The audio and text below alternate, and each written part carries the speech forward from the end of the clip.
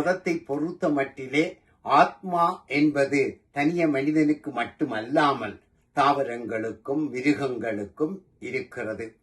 அப்படியான வகையிலே உலகத்திலே அனைத்து ஜீவராசிகளும் சீராக சிறப்பாக செம்மையாக வாழ வேண்டும் என்று அகில உலக ஸ்ரீ சாஸ்தா பீடம் என்ற ஒரு பீடத்தை இலங்கையிலே அமைத்து கனடாவிலே இருந்து செயல்பட்டு வருகிற கபிலன் கந்தையா அவர்களுடைய அறக்கட்டளையின் கீழே அது பல இடங்களிலே சுமார் 10 இடங்களிலே சிறப்பாக அமைந்து வருகிற அந்த பணி எங்கள் எல்லோருக்கும் நல்வாழ்வை தருவதாக இருக்கிறது என்று வாழ்த்திக் கொண்டு, இந்த ஐயப்ப பெருமானுடைய வழிபாட்டை பொறுத்த மட்டிலே இந்த ஐயப்ப பெருமான் சின்ன பையன் மாதிரியாக இருந்து எங்களுடைய இளம் சந்ததிகளை, அதுவும் குறிப்பாக இந்த டீனேஜர்ஸாக இருக்கிறவர்களை வழிப்படுத்தி நெறிப்படுத்தி நல்ல குடிமக்களாக்கி தந்த பெருமை கனடாவிலே இருக்கின்ற ஐயப்பன் ஆலயத்துக்கும் மற்றும் இலங்கை பல நாடுகளிலே இருக்கின்ற ஆலயத்துக்கும் உரியதொன்றாக இருக்கிறது. குறிப்பாக சொல்ல போனால் இந்த இள வயதிலே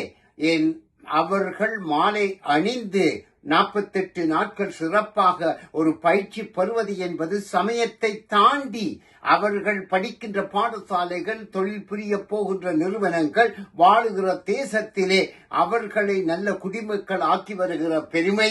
ஐயப்ப ஆலயத்திற்கும் ஐயப்ப நிறுவனங்களுக்கும் இருக்கிறது. அந்த வகையிலே கபிலன் கந்தையா அவர்கள் பல தடவைகள்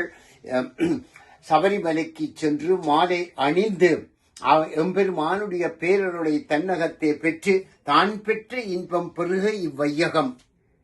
தான் பெற்ற துன்பத்தை இந்த வையகம் பெற்றுவிடக் கூடாது என்ற வகையிலே இயங்கி வருகின்ற அவருடைய அரும்பெரும் பணிகளிலே இருந்து நாங்கள் அறிந்து கொள்ளக்கூடியதாக இருக்கிறது. யாதும் ஊரே யாவரும் கேளீர் என்ற வகையிலே இனமத மொழி வேறுபாடு இல்லாமல் அனைத்து ஜீவராசிகளையும் சீராக சிறப்பாக செம்மையாக வைத்துக் கொள்ளுகிற இந்த பெரும் பணிகளிலே அவர் மேலும் இந்த